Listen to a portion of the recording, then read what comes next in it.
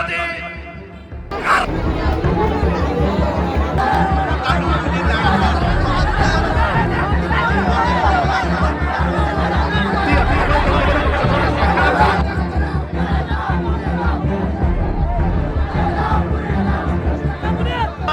আমাদের এলাকার তাদের সাথে আঘাত করে যারা এখানে তাদেরকে বিভিন্ন বিষয়ে খবরাখবর জানায় এবং এই প্রতিষ্ঠানকে নিয়ে যারা ষড়যন্ত্র করতেছে তাদেরকে আমাদের এলাকায় যারা আছে এই সমাবেশ থেকে অবাঞ্ছিত ঘোষণা করলো।